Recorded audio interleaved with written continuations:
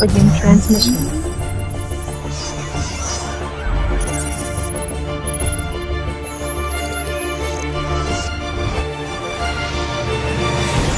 End transmission.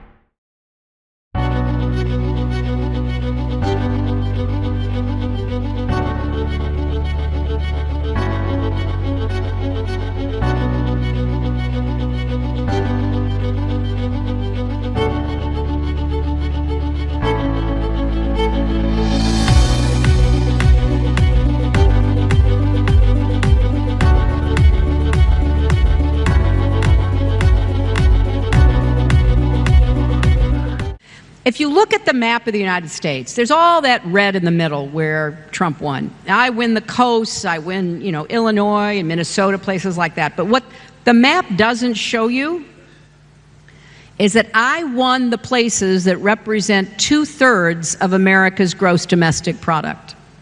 So I won the places that are optimistic, diverse, dynamic, moving forward.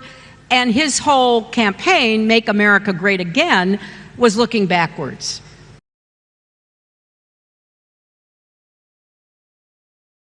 You didn't like black people getting rights. You don't like women, getting jobs. You don't want to, see that Indian American succeeding more than you are. Whatever your problem is, I'm going to solve it.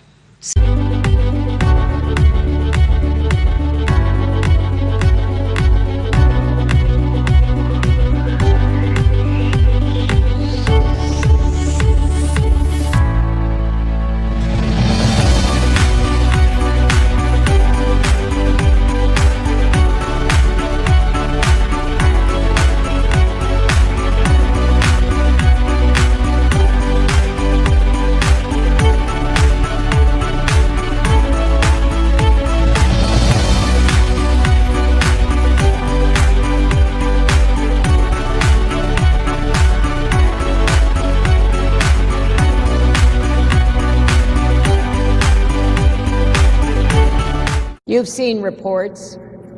Russia's hacked into a lot of things. China's hacked into a lot of things. Russia even hacked into the Democratic National Committee.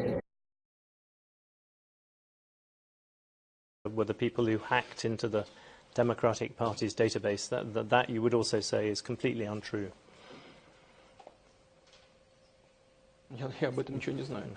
No, I don't know anything about that. You know how many hackers there are today, and they act so delicately and precisely that they can leave their mark at the necessary time and place, or even not their own mark, camouflaging their activity as that of other hackers from other territories or countries.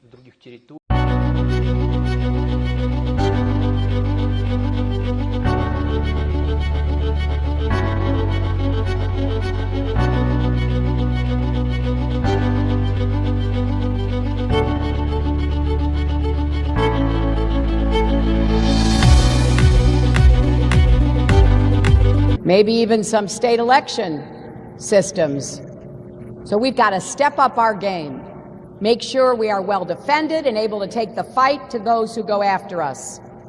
As president, I will make it clear that the United States will treat cyber attacks just like any other attack.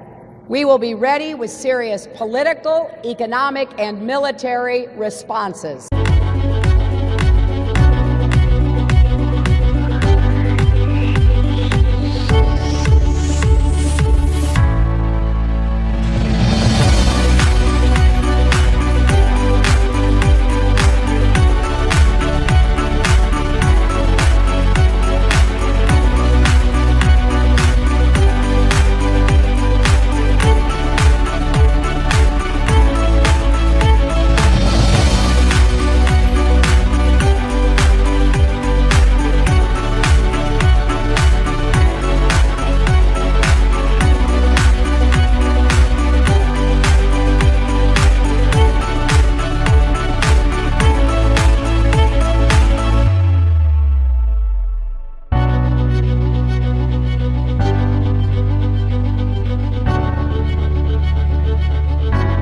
one that I think the focus on right now is the one Secretary Kerry's trying to promote, namely a no-fly zone for the Russians and the Syrians who are attacking the Syrian people.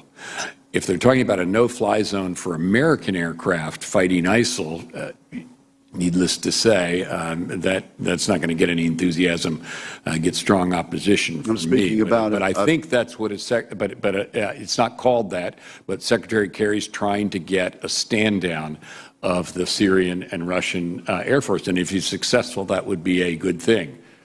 You can ask the chairman if he has anything to add. Senator, the only thing I'd say is, as the situation on the ground changes, I think I have a responsibility, we, the Joint Force, has a responsibility to make sure the President has a full range of options. We have discussed that issue in the past under certain conditions. The conditions on the ground will change, and we'll continue to look at those options and make sure they're available to the President. What about the option of controlling the airspace so that barrel bombs cannot be dropped? All the options. What do you think of that option, sir?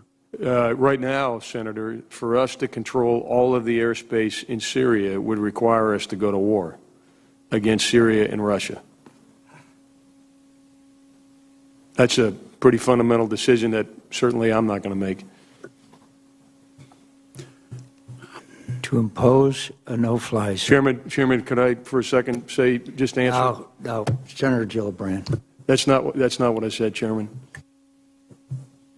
Go ahead. Well, yeah, I do think What Senator asked me was to control all of the airspace. No, what he asked was, should we have a no-fly zone so we can protect these people from being slaughtered? That's what he's talking about. I answered that first. That's what we're all talking about. so. That would not require going to war, full scale, would it? Not necessarily, Senator. I'm sorry, but I tried to answer the first question first, and then I was responding to the second part of your question. But I did not mean to say that imposing a no-fly zone would require us to go to war. That's not the question I was answering. Thank you. Thank you, Mr. Chairman.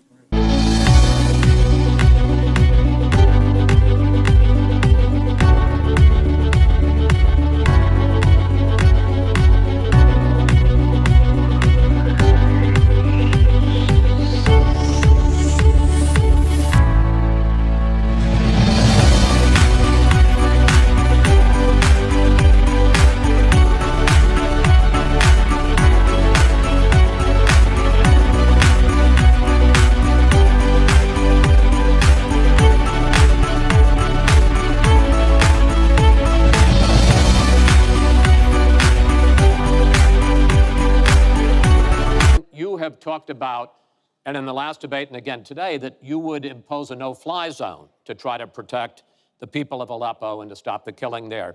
President Obama has refused to do that because he fears it's going to draw us closer or deeper into the conflict. And General Joseph Dunford, the chairman of the Joint Chiefs of Staff, says, you impose a no-fly zone, chances are you're going to get into a war, his words, with Syria and Russia. So the question I have is, if you impose a no-fly zone, first of all, how do you respond to their concerns? Secondly, if you impose a no-fly zone and a Russian plane violates that, does President Clinton shoot that plane down? Well, Chris, first of all, I think a no-fly zone could save lives and could hasten the end of the conflict.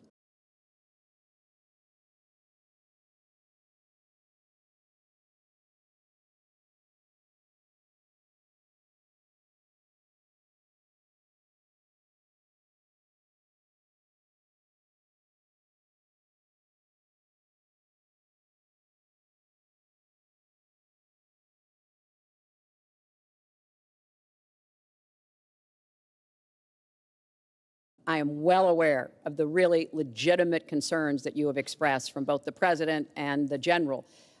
This would not be done just on the first day. This would take a lot of negotiation. It would also take making it clear to the Russians and the Syrians that our purpose here was to provide safe zones on the ground.